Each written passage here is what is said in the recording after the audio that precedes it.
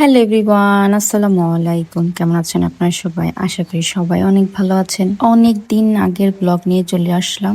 আমরা চলে গিয়েছিলাম ঢাকা। আমার ননদের এক্সাম ছিল, ওটার জন্য। আমার মামা শ্বশুরের মেয়ে নানা বাসায় যাওয়ার পর মামা বলতেছে যে তোমরা দুজন ইবাকে নিয়ে যেও পরীক্ষা দিতে। ভাবলাম যাই, ঘোরাও হয়ে যাবে এই শীতের মধ্যে। আমরা সকাল সকাল বের হয়ে পড়ি। ওই দিন অনেক ঠান্ডা ছিল। আমরা খুব তাড়াতাড়ি পৌঁছে যাই। আমরা গিয়েছিলাম শেরে বাংলা কৃষি বিশ্ববিদ্যালয়। আমরা যে সিনজিতে করে গিয়েছিলাম, ওই আঙ্কেল আমাদেরকে পিছনের গেট দিয়ে নিয়ে গিয়েছিল। তারপরে গেটে একটা দারোয়ান আঙ্কেলকে জিজ্ঞেস করার পরে উনি বলল যে ওর সিট পড়েছে সামনের দিকে। তারপর আমাদের প্রায় 10 মিনিটের উপরে হাঁটতে হয়েছে। ঢাকা গেলে যে কত কিছু দেখতে হয়।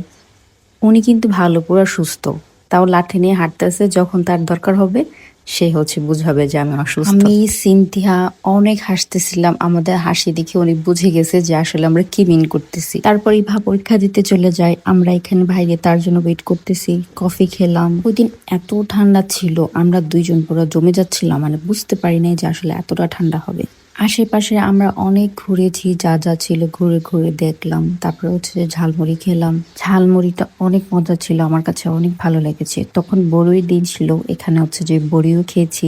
আমরা ঘুরে ফিরে এসে দেখি যে এখানে বসার মতো কোনো জায়গাই নেই, যে সবাই বসে আছে যার যার বাচ্চার জন্য ওয়েট করতেছে।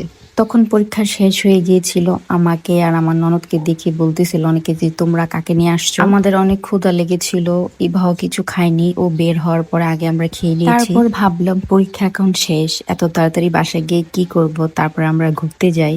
আমরা গিয়েছিলাম রমনা পার্ক। আমরা রমনা পার্কে গিয়ে মনে হয় না যে 10 মিনিটও ছিলাম। আমরা জাস্ট রিক্সা দিয়ে ঘুরেছি।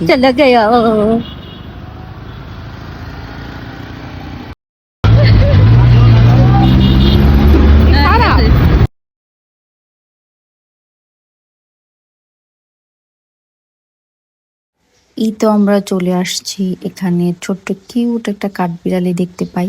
ফুল দেখলেই আমার মাথা নষ্ট, যে আমি কখন নিবো। আর তখন আমি আমার জামাইটার অনেক মিস করি, যে ও থাকলে তো সাথে সাথে কিনে দিত। আমরা বলছিলাম যে আমরা শুধু শুধু আসছি এখানে, আমরা তো রিক্সা দিয়ে ভালো ঘুরছি। তারপরে আর কি, রিক্সা নিয়ে আবার বাসার উদ্দেশ্যে রওনা দিলাম। ভালো থাকবেন সবাই, আল্লাহ হাফেজ। ভিডিওটি ভালো লাগলে লাইক, কমেন্ট এন্ড শেয়ার করে দিবেন।